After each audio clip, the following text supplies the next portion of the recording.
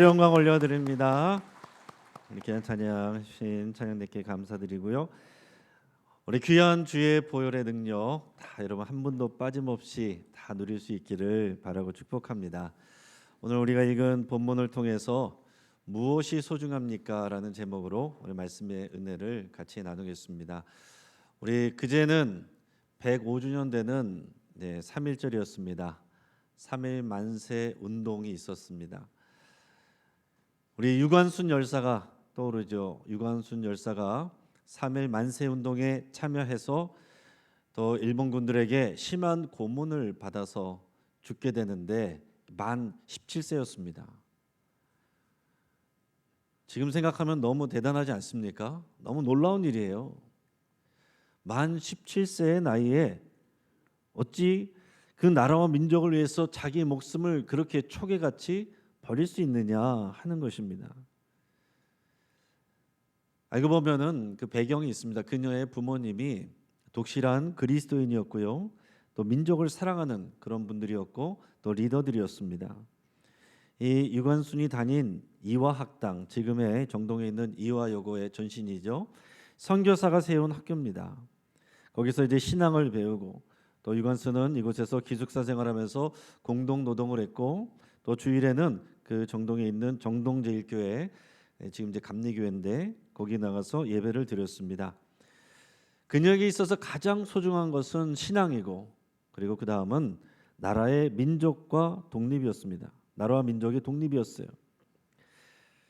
한편에 최근 또 안타까운 국제 기사를 봤는데 한 주 전에 한 미국 병사가 수도 워싱턴 DC에서 분신해서 숨지는 사건이 일어났습니다. 이 젊은이는 25살 앳된 청년 에런 부시넬이라는 그런 젊은 병사인데 그는 이제 수도 워싱턴 DC에 있는 이스라엘 대사관 앞에서 대낮에 분신을 했어요. 그 전에 셀프 동영상을 찍었는데 그곳으로 향해 걸어가면서 이렇게 말합니다. 팔레스타인에서 사람들이 그들의 점령군에 의해 겪는 일에 비하면 이것은 전혀 극단적이지 않습니다. 그렇게 얘기를 했습니다. 그리고 이스라엘 대사관 앞에서 자기 몸에 이 인화 성분을 뿌리고는 불을 붙였습니다. 그 온몸이 불타고 있는 그런 상황인데 그 상황에서도 뭐라고 소리를 외쳤냐면은 Free Palestine 이렇게 계속 외쳤어요. 팔레스타인에게 자유를, 이것을 여러 번을 외치다가 쓰러져서 숨졌습니다. 이 기사를 보면서 너무나도 참 놀랐습니다. 이런 극심한 고통을 감내한 그것도 모자라서 자기의 생명까지 내버리기까지 하면서 이런 일을 했다라는 것이 참 놀랐습니다. 요즘 일반적인 젊은이들은 대부분 개인주의적인 성향을 가지고 있고 또 나라나 또 남의 일에 대해서는 관심 갖지 않는 경우가 많은데 어떻게 자기 나라, 자기 민족 얘기도 아니고 다른 나라, 다른 민족, 팔레스타인의 민족의 해방을 위해서 이렇게 자기의 생명을 불살릴 수가 있느냐, 어떻게 자기 몸에 불을 지르느냐 하는 것입니다. 정말 엄청나고 대단하다. 자신이 믿는 옳다고 생각하는 그 신념과 그 가치를 위해서 생명까지 내놓는 이런 모습은 정말 대단하다라고 생각을 합니다. 하지만 한편으로는 너무 안타까워요. 그리고 슬펐습니다.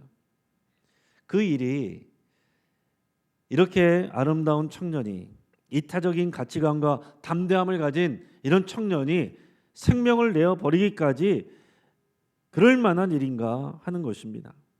여러 사람들이 칭찬할 수 있겠고 기억할 수는 있겠지만 누가 그의 인생과 그의 영혼을 누가 책임집니까? 그걸 누가 책임져줘요? 여러분들은 여러분 자신의 생명을 내어놓을 만한 그런 소중한 가치를 붙잡고 살아가고 있습니까? 여러분들이 그렇게 소중하게 여기는 가치와 신념이 있다면 여러분들의 생명을 내어놓아도, 하나밖에 없는 생명을 내어놓아도 아깝지 않을 만한 정말로 그렇게 소중한 것이 맞습니까?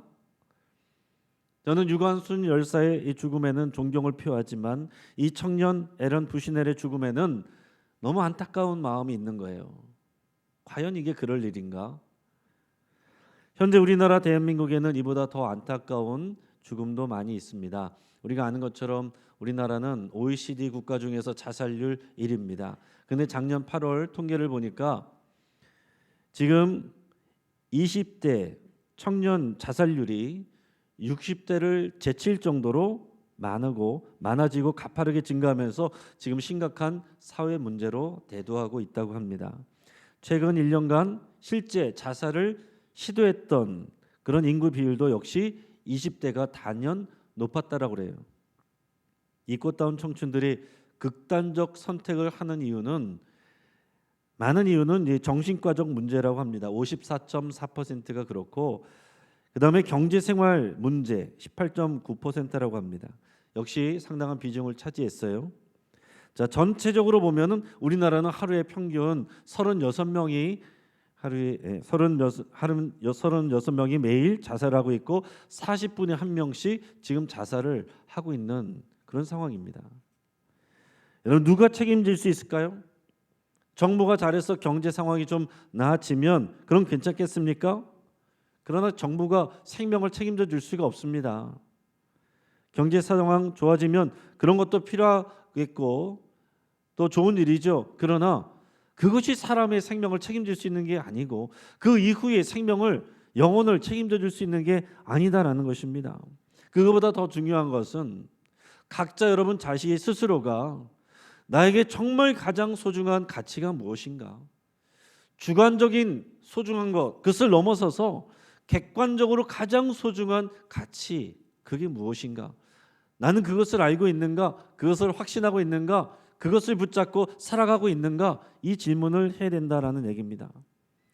여러분 오늘날 이 대한민국의 이 사회에 서울에 이 유관순 이 청소년인데 유관순이 살았다면 과연 자살했을까? 절대 그렇지 않다고 생각합니다. 왜냐하면 가장 소중하게 여기는 그 세계관, 가치관 자체가 다르기 때문에 그런 거예요. 우리 인생에서 여러분 우리가 바라는 일들이 다 잘 되기를 바라죠. 바라는 일들이 다 그대로 이루어지면 얼마나 좋겠습니까?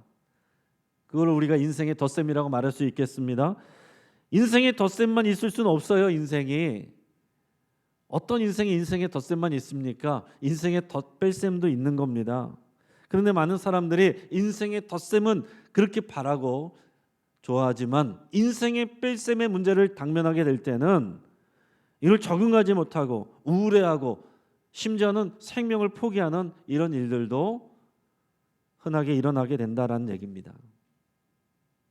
행복하지 않은 날들에 주는 선물이라는 그런 책이 있습니다. 이 책을 쓴 사람은 노구치 요시노리라는 일본 작가인데 이 사람은 이제 비즈니스 코치로 활동하고 있고 또 EQ 코칭의 1인자라고 이렇게 평가받는데요. 근데 이 책에 보면 한 노인이 등장하는데 이 노인은 인생의 산전수전을 다 겪었습니다. 그리고서 자신이 경험하고 깨달은 것을 한 젊은이를 붙들고 이제 얘기를 해주는 뭐 그런 내용으로 이렇게 구성이 되어 있습니다. 이 노인은 어릴 때 자신감 없고 열등감에 사로잡혀 있던 그런 자신 없는 그런 소년이었어요. 하지만 자라서 이제 취직한 후에는 이제 열심히 일했습니다. 뭔가 열심히 해보자. 그래서 급성장을 하게 됩니다. 승승장구하게 됩니다. 또 직급도 올라가고 많은 부하 직원도 생기고 당연히 수입도 많아지고 그러니까 고급 차량도 사고 사랑하는 사람도 생기고 사장의 신뢰도 받았습니다. 그래서 인생에 이런 덧셈이 많아질수록 자신감이 넘쳤어요. 정말 인생이 살만하다 이렇게 느꼈습니다. 그러면서 젊은이에게 이런 얘기를 해줬습니다. 자, 인생의 덧셈이란 갖고 있던 것이 점점 더 늘어나는 것 또는 갖지 못했던 것을 새롭게 손에 넣는 것입니다. 그리고 덧셈의 경험은 당신에게 기쁨을 가져다 주었을 것입니다. 반면에 뺄셈이란 갖고 있던 뭔가가 줄어드는 것 또는 그것을 잃어버리는 것입니다. 그런데 인생에는 덧셈만 있는 게 아니라 반드시 뺄셈도 있습니다. 예기치 못한 뺄셈의 장면에 느닷없이 찾아오는 경우가 있는 법이죠. 이걸 얘기해 줬어요. 자, 인생에는 덧셈만 있는 게 아니고 느닷없이 찾아오는 인생의 뺄셈들이 있다라는 겁니다. 이 노인은 인생의 뺄셈을 통해서 많은 걸 배웠다라고 얘기를 하는 거예요. 어떤 거를 경험했을까 하면 이 노인은 자기가 믿었던 이제 회사를 다닐 때 부하 직원이 자기를 배신하고 떠났습니다. 이 배은망덕한 놈 욕을 하면서 굉장히 속상했습니다. 또 사랑했던 애인이 이별을 통보하고 떠났습니다. 그래서 이 두 사람 때문에 인간관계 안에서 인생의 큰 뺄셈을 경험했다 이렇게 말합니다. 그리고 이 사업 책임자로서 자신이 판단을 했는데 실수를 했어요. 두 번을 실수를 했는데 특히 두 번째는 회사에 큰 피해를 입혔습니다. 그래서 사장이 화가 나가지고 이분을 회사 말단 자리로 자천시켜 버렸습니다. 그는 사장님의 신뢰를 잃었습니다. 발언권도 영향력도 권력도 다 잃었습니다. 그러니까 월급도 줄었어요. 어쩔 수 없이 차도 팔아야 됐습니다. 집도 조금만 연립주택으로 이사를 했습니다. 그렇게 이사하던 날 너무 자신의 신세가 처량해서 슬퍼서 펑펑 울었다는 거예요. 한참을 울다가 보니까 자기 마음에 또 이상한 또 평안한 마음이 들더래요. 그러면서 자신이 어릴 때 가졌던 그런 열등감 그때가 생각이 나면서 자기도 모르게 자기 마음 안에 이런 생각이 들었다는 겁니다. 이 열등감이 좀 사랑스럽게 느껴지면서 그래 내 안에 있는 열등감 이걸 그냥 인정하자. 내 안에 있는 고독과 슬픔까지도 그냥 있는 모습 그대로 인정하고 받아들이자 이런 마음이 들었다는 겁니다. 그러면서 무슨 생각을 했냐면 인생의 뺄셈이란 온전한 나로부터의 뺄셈이 아니다. 내가 얻은 것들의 뺄셈이다. 온전한 나는 생명을 가진 나뿐이다. 이 생각을 하면서 마음이 홀가분해졌다는 것입니다. 여러분 이게 무슨 말이에요? 지금 내가 잃어버린 것들 그것은 내가 사라지는 게 아닙니다. 내가 가진 소유물들이 줄어든 거죠. 그 소유물들이 내가 아니란 거예요. 생명을 가진 나는 그대로 있고 소유물들이 내가 가지고 있던 것들이 줄어든 것이지 그 소유물들은 내가 아니기에 나는 그것으로부터 홀가분해지고 평안해질 수 있었다라는 얘기입니다. 여러분 굉장히 중요한 얘기예요. 많은 사람들이 이런 생각을 하고 경험을 가야 되는데 잘하지 못합니다. 갑자기 이런 생각이 찾아오는 게 쉽지가 않아요. 지금 인생의 덧셈을 위해서 우리는 다 살아가고 있지 않습니까? 그것을 위해서 여러분 살아왔지 않습니까? 여러분들의 시간과 젊음과 에너지를 인생의 덧셈을 위해서 여러분 다 투자한 거잖아요. 그래서 우리가 인생의 덧셈이 늘어날 때 자신감이 생기고 또 행복했습니다. 기뻤습니다. 그런데 인생의 뺄셈을 마주하면서부터는 불안해지고 또 힘들어지고 또 낙심할 때가 되고 또 상처도 있게 된다는 얘기죠. 교회에서도 마찬가지입니다. 여러분 인생의 덧셈과 뺄셈으로만 생각하시는 분들은 인생의 덧셈이 있는 상황에 있을 때는 당당해요. 활동도 열심히 하고 봉사도 하고 사람도 만나고 모임도 열심히 나가는데 인생의 뺄셈을 경험할 때 어느 순간 위축되고 모임도 나가기 싫어지고 봉사도 안 하게 되고 그것을 티내고 싶진 않고 문제없는 척하지만 속에서는 스트레스 받고 그것이 마음의 병 또 육체의 질병이 돼갑니다. 나중에 잘 되면 회복되면 그때 내가 열심히 하겠습니다. 이렇게 생각하고 말하는 분들이 꽤 많다는 얘기죠. 여러분 인생의 뺄셈을 피할 수가 없습니다. 우리 돈이요 언제까지 많아지겠습니까? 줄어든 때가 있는 거지요. 계속해서 늘어났다고 해보세요.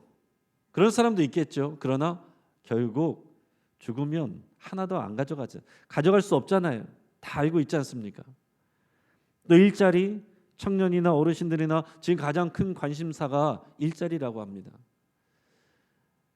근데 일자리가 누구에게나 다 돌아가지가 않아요. 또 한참 일할 때 그럴 때가 있으면 어느 순간 시간이 지나다 보면 직급이 달라지고 내 역할이 달라지고 영향력이 낮아지고 그런 때가 오는 거죠. 또 일할 자리가 없어지고 나면 내가 뭔가 좀 쓸모없는 그런 존재가 된 것 같아서 힘들어하는 분들도 많이 있습니다. 또 인생의 뺄셈 피할 수 없는 것은 노화와 질병입니다. 아무도 피할 수가 없죠. 돈 많은 사람도 권력 있는 사람도 노화와 질병 피할 수가 없습니다. 어느 순간부터 바닥에 앉아 있다가 일어나면은 여기저기서 이제 소리가 납니다. 일어날 때 아이고 아이고 아이고 아이고 아이고 아이고 아이고 아이고 피할 수가 없어요.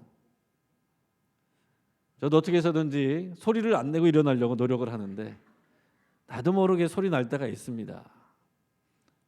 이렇게라도 하면서 최대한 소리를 안 내려고 하지만 이 변화가 없을 수가 없는 거 아닙니까? 시간이 지나면 눈이 나빠지는데 저는 뭐 안경을 안 쓰고 있습니다. 사실 눈이 좋아요. 그래서 계속 좋은 줄 알았더니 눈이 좋은 사람은 노안이 빨리 온대요. 그리고 젊을 때는 돌도 씹어 먹는다고 하던 사람들도 나이가 들면 물만 먹어도 체합니다. 우리가 관리는 할 수 있지만 여러분 이것을 우리가 피할 수는 없는 거예요. 정기검진 때 검진 받으러 가면 여러분 불안하시잖아요.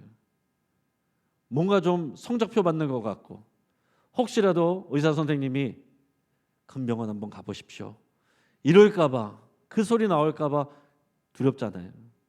정말로 그런 소리 들은 분들은 갑자기 청천벽력이 떨어진 것 같고 그때부터는 그것에 몰두해서 다른 것이 손에 잡히지 않습니다.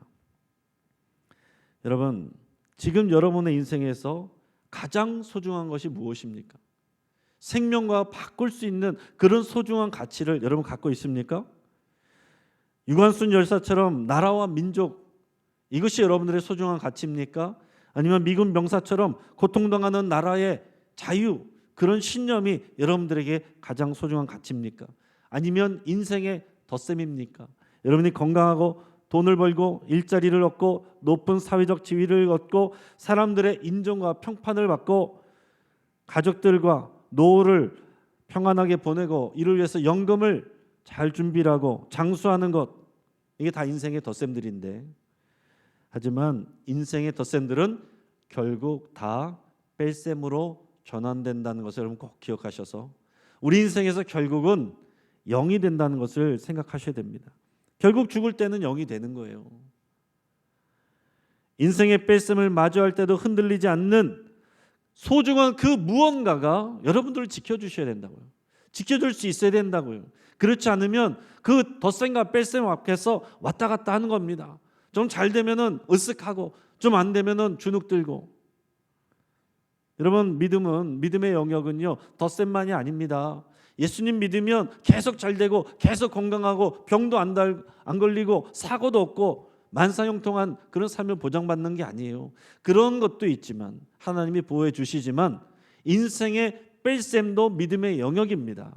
오히려 인생의 뺄셈이 예수님을 인격적으로 만나고 내 신앙을 진실하게 갖게 되는 중요한 믿음의 영역이에요. 잘 나갈 때보다 우리가 어려워질 때 예수님을 제대로 만나게 됩니다. 여러분 이것을 생각하면서 오늘 본문을 생각해 보면 오늘 본문을 쓴 사도 바울은요 그야말로 인생의 덧셈을 많이 누린 사람입니다. 엘리트였어요. 한마디로 승승장구하고 잘 나가는 사람이었습니다.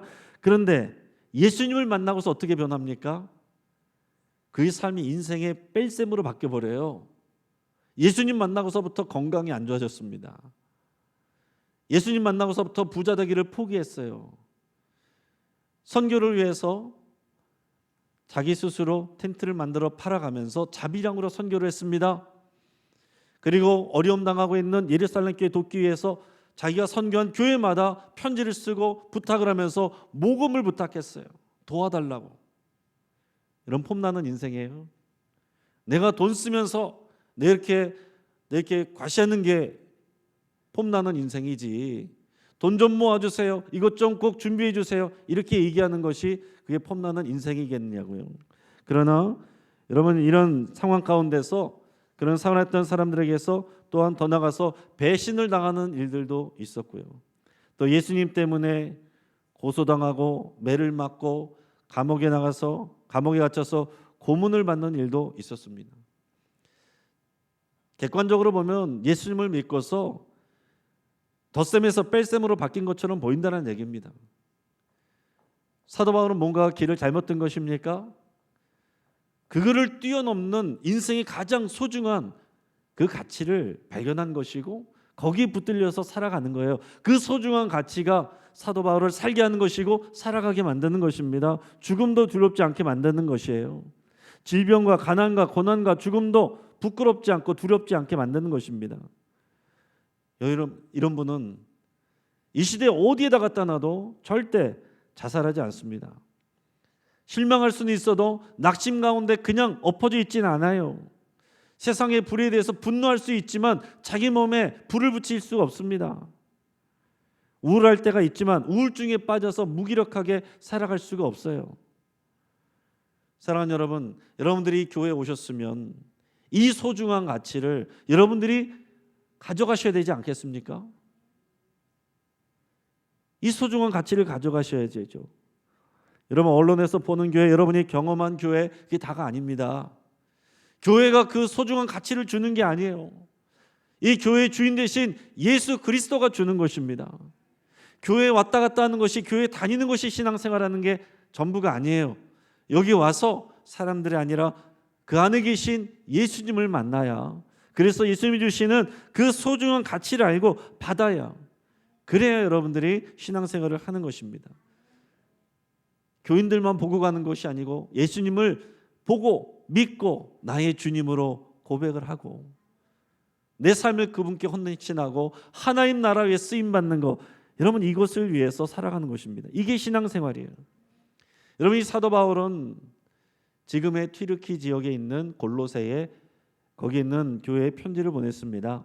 얘기를 들어보니까 거기에 예수님을 믿는 사람들이 생기고 교회 공동체가 생겼대요. 너무 기뻤습니다.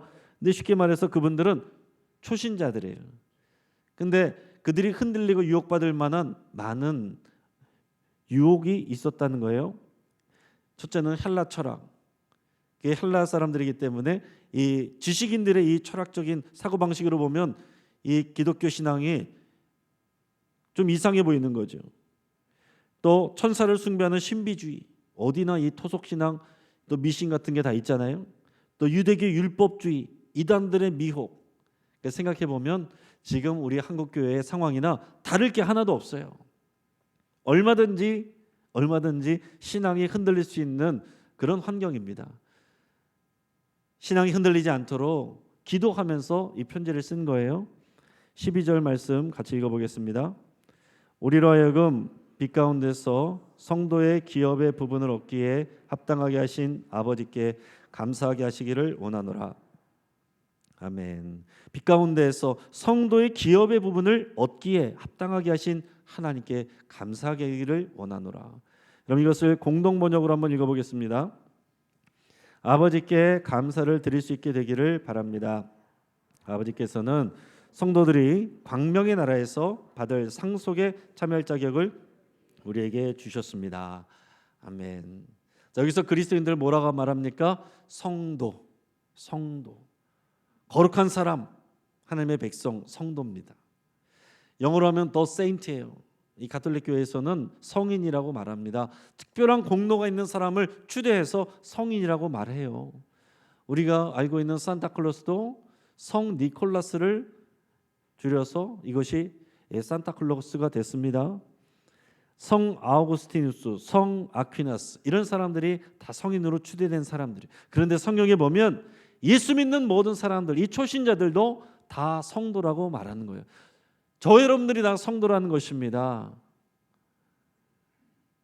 성도는 집사직분 못 받은 사람이 성도가 아니에요. 목사, 장로, 권사, 집사 밑에가 성도가 아닙니다. 가장 위에요. 모든 사람은 성도이고 이것이 가장 큰 신분이고 특권입니다. 그 특권이 뭐예요? 빛의 나라, 광명의 나라, 하나님의 나라에서 상속자로 살아가는 겁니다. 상속자로. 우리는 그런 꿈 꾸잖아요. 갑자기 어디서 연락이 왔는데 우리에게 상속 부분이 어디서 남아있다고. 알고 봤더니 우리의 혈통에 누군가가 굉장히 부자가 있는데 우리에게 유산을 남겨놨다고. 얼마나 기쁩니까? 그게 우리의 일어난 일이라고요. 천국의 상속자, 그게 우리입니다. 우리가 성도들이에요. 여러분, 이 믿음을 가지고 사시기 바랍니다. 죽음을 맞이할 때 그분의 진짜 믿음이 드러나요. 그 가족들의 믿음이 드러납니다. 장례식 때 보면 믿지 않는 사람들도 그렇지만은 교회 다니는 분들 가운데서도 고인이 좋은 데 가시도록 기도 좀 해주세요, 이런 분들이 있습니다. 그거는 믿음이 아니에요.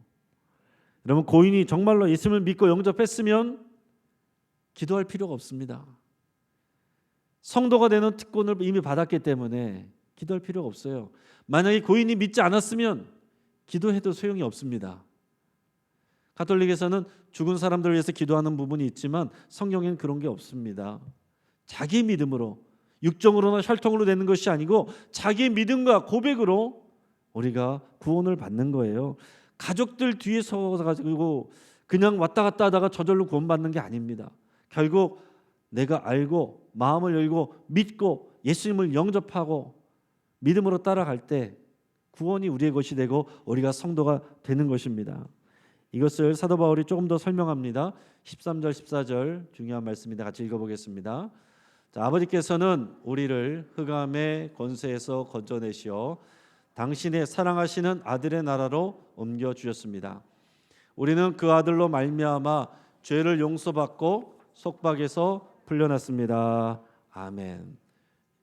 이게 여러분 구원입니다. 이게 구원이에요. 구원은 어떤 거예요? 흑암의 권세에서 속박되어 있다가 인질로 포로로 잡혀있던 사람이 구출되는 거, 그래서 하나님 나라의 성도가 되고 상속자가 되는 거, 이게 구원이란 말이에요. 여러분, 우리는 우리 영적 상태에 대해서 우리가 생각하고 싶은 대로 생각하면 안 됩니다. 여러분들의 몸에 대해서도 병원 가서 의사에게 설명 듣는데 우리의 영적인 상태에 대해서 우리가 생각하고 싶은 대로 생각하면 되겠습니까? 하나님의 말씀으로 판단받아야죠. 하나님이 뭐라고 말씀하시는 거예요? 예수님을 믿기 전에 모든 사람의 영적 상태는 흑암의 권세에 묶여 있고 속박되어 있다. 포로가 되어 있고 인질이 되어 있다. 아무리 승승장구하고 있어도 영적 상태를 보면 그렇다는 거예요. 흑암이 뭡니까? 사탄이에요. 왜 사탄에게 속박되어 있습니까? 인간의 죄 때문이죠. 죄 때문에 하나님과 떨어져서 분리되고, 죄 때문에 사단이 흑암의 권세로 꼭 붙들고 포로로 잡고 인질로 잡고 있다라는 얘기예요. 예수님은 이렇게 흑암의 권세에 속박되어 포로되어 있고 노예되어 있고 인질된 사람들을 건져내시려고 이 땅에 오신 겁니다. 그게 구원이에요. 여러분, 지금 현재 이스라엘이 팔레스타인 가자지구 공격하잖아요. 그 이유가 뭡니까? 이 가자지구를 통치하는 하마스가 이스라엘 경계선을 뚫고 불법적으로 들어와서 수많은 사람들을 죽이고 강간하고 인질로 잡아갔기 때문입니다. 자국 국민들을 구출하려고 이제 시작된 거예요. 그런데 그 과정에서 미사일을 쏘고 부대를 투입하고 또 박멸하기 위해서 그렇게 하다 보니 민간인들의 사망이 많이 발생하게 되고 이로 인해서 세계 비판을 받고 있습니다. 여러분, 하지만 예수님이 인질들을 구원하신 방법은 다릅니다. 미사일을 쏘고 공격하는 게 아니고 협상하시는 거예요. 어떻게 협상하시느냐? 그 인질의 보석금을 내는 겁니다. 그게 바로 죄 없으신 예수 그리스도의 생명이에요. 죄 없으신 예수 그리스도의 생명을 내어주신 것, 인질의 포로 값입니다. 그거를 속량이라고 말하는 거예요. 대신 갚아주는 겁니다. 그 죄에 대한 값을 대신 갚아주는 거, 이거를 속량이라고 말하고 대속한다고 말하는 것입니다. 인질값을 예수 그리스도의 생명으로 십자가에서 대신 내주셨다는 거예요. 이게 예수님의 방법입니다. 이게 바로 복음이에요. 여러분, 이 복음을 믿고 예수님을 주님으로 영접하면 여러분 성도가 되고 천국의 상속자로 살아가는 것입니다. 자, 이제 말씀을 정리할게요. 사랑하는 여러분, 무엇이 정말 소중합니까? 각자 내가 소중하다고 생각하는 거 붙잡고 살아가면 되겠습니까? 변하는 것은 정말 소중한 게 아니에요. 내가 갖고 있고 소유하는 것들, 건강들, 이런 건 다 변하고 사라지잖아요. 이건 가장 소중한 것이 아닙니다. 가장 소중한 것은 우리에게 주시는 하나님의 영생입니다. 영생은 사라지지 않고 변하지 않는 거예요. 영생은요, 예수 그리스도를 통해서만 얻게 되는 것이고, 이 영생은 흑암의 권세에서 해방되는 것이고, 영생은 하나님 나라 성도가 되고 하나님 나라의 상속자가 되는 것이 영생을 누리는 겁니다. 여러분이 이 영생을 받았으면요, 이 땅에서 덧셈과 뺄셈을 왔다 갔다 해도 괜찮은 겁니다. 덧셈이 있을 때는 감사할 수 있고, 뺄셈이 있어도 하나님 주시는 은혜를 누리고 유익을 얻게 되는 거예요. 예수님을 모르는 사람도 행복하지 않은 인생의 뺄셈에서도 교훈을 배우잖아요.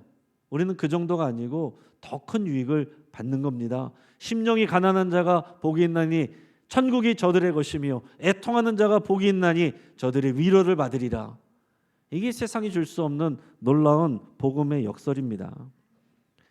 여러분, 이 세상에 많은 똑똑한 사람들이 있습니다. 좋은 책들 많이 있습니다. 그건 인생에 대한 많은 명답들이라고 할 수 있어요. 그러나 명답이 아니라 정답이 중요한 거예요. 명답을 많이 아는 것보다 정답을 아는 것이 중요한 것입니다. 정답 모르면 멸망하는 것입니다. 세상에 좋은 가치들이 많이 있죠. 좋은 신념들이 있습니다. 생명을 걸 만한 그런 좋은 신념들, 가치들이 있지만 더 중요한 건 진리를 추구하는 것입니다. 종교들도 많이 있습니다. 여러 길들이 있는 거죠. 그러나 내 스타일에 맞는 길을 찾는 게 아니에요. 신앙생활은 내 스타일 따라서 고르는 게 아닙니다. 유일한 생명의 길을 찾아가는 거죠. 스타일은 내가 맞추는 거지, 내 스타일에 맞는 거를 찾아가는 게 아닙니다. 그게 정말 그 끝에 생명이 있느냐, 영생을 약속하느냐, 여러분 주의 깊게 잘 들어보시고 비교해 보시고 생각해 보시고, 그러고서 여러분들이 확신을 가지시고 이 진리의 길로 가시기를 축복합니다. 이 세상에 우리 인생의 전부가 아니라고 하나님이 가르쳐 주세요. 하나님 나라에서 누리는 이 영생이 우리에게 약속되어 있습니다. 이 영생을 소망할 때 이 땅에서 우리가 승리하며 살아갈 수가 있는 거죠. 이것을 갖지 못한 채 나름대로 이 땅에서 잘 살았다 그러면 되겠습니까? 그렇게 말하는 것은 인생의 덧셈과 뺄셈, 그것만 갖고 생각하는 거예요. 그러나 인생의 덧셈 뺄셈이 아니라 진리를 추구하시기를 축복합니다. 우리를 대속하신 예수 그리스도를 교회에 나오셨으면 꼭 만나시고 여러분 영접하시고 그분과 동행하시기를 축복합니다. 세상에는 여러 가지 인생의 뺄셈이 오지만 그 가운데서 더 주님의 그 은혜를 경험할 수 있습니다. 그리고 이 귀한 가치를 다른 사람들에게 전하는 여러분들의 삶 되기를 주의 이름으로 축복합니다. 같이 한번 기도.